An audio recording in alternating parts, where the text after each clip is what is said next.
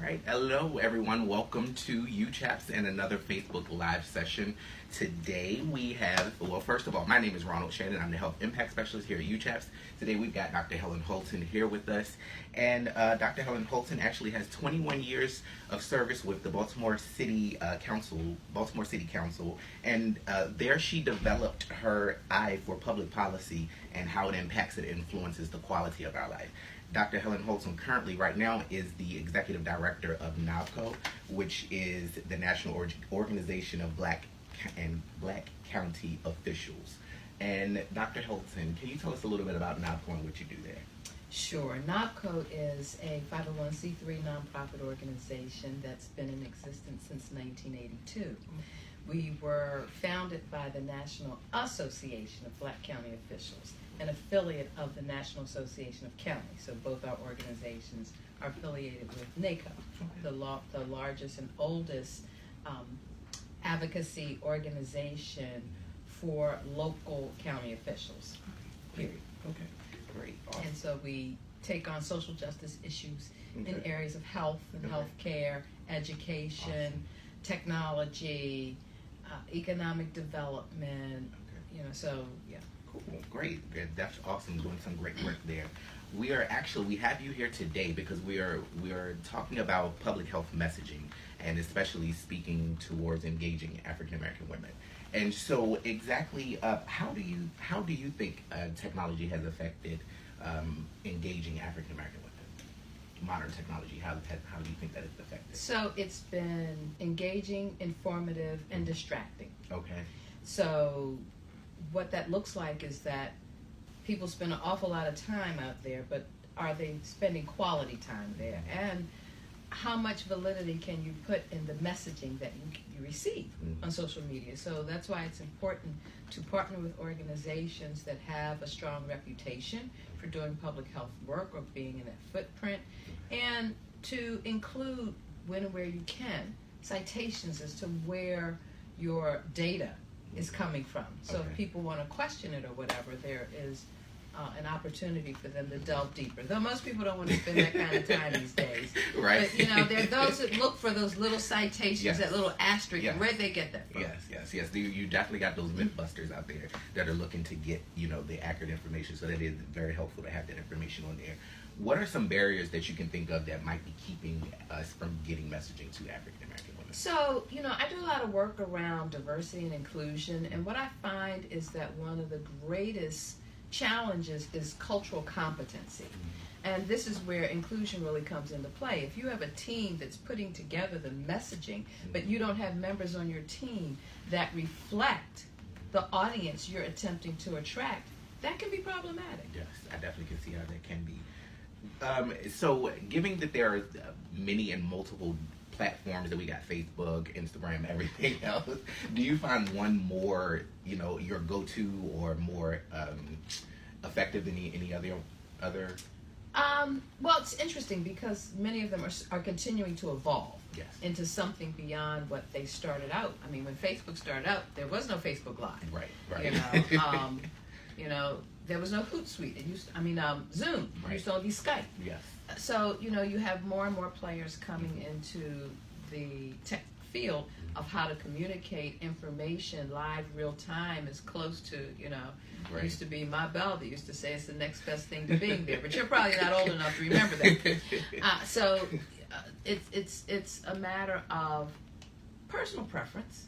I think one of the things that you don't get a lot of information around, I haven't looked lately, is like LinkedIn, which is seen to be more of a business networking, if you're looking for a job or looking to promote a job you're doing, a platform. But it doesn't mean that that's not a viable platform to do that. So it depends. I think it boils down to, number one, understanding who your target audience is and where do they hang out in social media. That makes good sense. And speaking of other gadgets and modern technology, so I at home, I started out with Alexa, but she got a little creepy, so I went and got a Google Home. So what do you think? Do you think that there's any room for collaboration between gadgets like Alexa and Google Chrome, Google Home, things like that? Interesting. Google is probably the entity that has been tracking people's patterns longer than any of them, kind of running in the background to do that. Yes. I think that there probably is a way to get good messaging out, or reminders, doctor's appointments. And I think the technology is moving in that direction to, you can have Alexa or Google track your grocery list, or, so I think it's just a matter of time. But I think when we talk about public health, and for NOBCO, we really drill down to not just public health globally, but the impact of HIV in the African American community, which has some staggering statistics. Yes. And what that says to me is that we're not talking enough about it in our community. And so finding the right portals of technology where you can capture someone to, number one, get them to even look at the information. Right. Number two, how do you get someone to share the information you're giving? And I learned early in life, repetition is the motherhood of all learning. Yeah. And so you have to continue to repeat the messaging. So Friday we're coming up on National HIV Black AIDS Awareness Day. Great opportunity to get some public health information out there about an epidemic that is not decreasing in our community in a way that it should be. That is true. Thank you for that. And speaking of when your organization side-wise and professionals in public health, do you think that it's good practice to have one person particularly focused on social media messaging, or should that be like a group? How do you think? Can I say it in a word? Yeah. Yes. Yes. Okay. And I think having them be proficient in multiple platforms of social media, posting things out and what makes them resonate higher, your search engine optimization, all of these things are important. I mean, a year ago, I didn't know what an SEO was or why it was important to know. Right. Or a couple years ago. I know a little more, but it's like, no, let's just have someone else who really has passion for that area, because it is growing. Right. Yes. What are some other best practices that you can share with us as far as getting our messaging out there, especially geared toward African American women? Cultural competency, cultural relevancy, understanding the patterns or times when your target market is on social media. Right. I usually, early in the morning, I find that there are a lot of people who are either checking from the day before or the current day, or just trying to see what's happened since I went to bed. Right. Surprisingly enough, there are times that I'm on there midday, and I'm like, look at all these people out here. They should be working. So. Right. But what that speaks to is a society where people are live and engaged around the clock. We just don't know, until you really research and study the patterns of when people are showing up, and how does that align with your target audience. Right.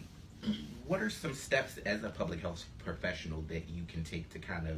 So let me say, okay. I'm not really a public health professional. Okay. So just for your listening audience. Right. No, I have not deeply studied public health, but I have over the years become what I would call my own personal health advocate. Okay. Understanding that everything a doctor says is not necessarily gospel. Okay. And people should have multiple avenues to pursue. Right.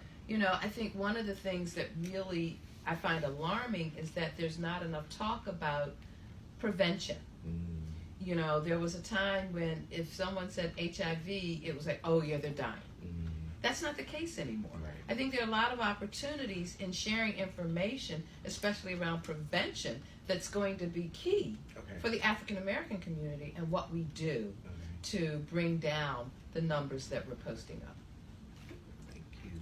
So as a black woman, what is it that you can tell us what do black women need to hear in public health? I know that can be a lot. Interestingly enough, I think that helping black women find their voice, to have what I would call, and I'm going to term it this way, courageous conversations about how they're living. Okay. And so NOBCO has partnered with the film, 90 Days, which is a wonderful tool that presents the whole, from beginning to treatment, of HIV. So it talks about status, it talks about protection, it talks about treatment, testing. It covers all of these things in a way that is upbeat. You know, it's a film short. Okay. So it's engaging. It's not long, so it certainly fits the criteria of today's viewing audience. Right. You know, Short and quick. Short and quick. It's as the filmmakers would call it, advocacy and activism through storytelling.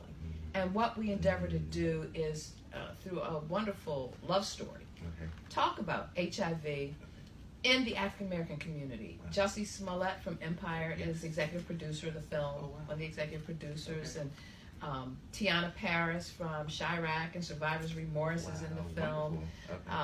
Pauletta Washington, Denzel's wife, is in the film. So it's you know, it's a cast and an up and coming Nick Few, who I think we'll see on the big silver screen sooner than later. But so yeah, that's great. Thank you so much, Dr. Holton, for allowing me to pick your brain. and please follow and like us on social media. Definitely. Isn't that what we're talking about? Yes, that we are. I spend a lot of time with the staff that make sure we have it. Right. You know, and I'm linked up to it. I just don't have time to go there often, but I certainly can share it with others. And you can find us at NOBCO. NOB as in boy, C as in Charlie, O.org. That's our website. Our Facebook page is NOBCO 1982. Yeah, you can find us. Well, if you go to our website, you can connect with our social media. Right. And how about that? The wonderful thing is, like we talked earlier about Google, is just a quick search away, right? You can always find it. It's a quick search away. But go to our website. I do know we have all the links, and that way you can. It's one-stop shopping. You can go there and get to us all over social media. And get all the information, and also connect with Dr. Helen Holton. Thank you so much again for, like I said, allow me to pick your brain and get this information that we needed for our users and everything. We really appreciate you taking the time out to join us here today at UCHAPS. I just want to give you guys a little bit of reminders. Next week, join me for speaking with Center for Black Equity, Earl Folks. I'll be talking with him about engaging LGBTQ community, the Black LGBTQ community. After that, I have Jonathan Likes on the 20th. I'll be speaking about engaging African American youth. On Wednesday, the 27th. I'm sorry, I'm still in December. In the holidays. Right. I'm sorry. Wednesday of the 27th, we have a webinar also with Dr. Helen Holton and Earl Folks, and we'll be speaking on engaging public health officials. And UCHAPS is actually having a class or a seminar on next Tuesday on public health messaging. You can sign up for all of that on our website, www.uchaps.org. Follow us on Facebook, Twitter, Instagram. We are everywhere. We appreciate you guys again one time for coming in. Thank you again for Dr. Helen Holton, and we'll see you guys next Wednesday for our next UCHAPS Facebook Live. See you guys. Bye.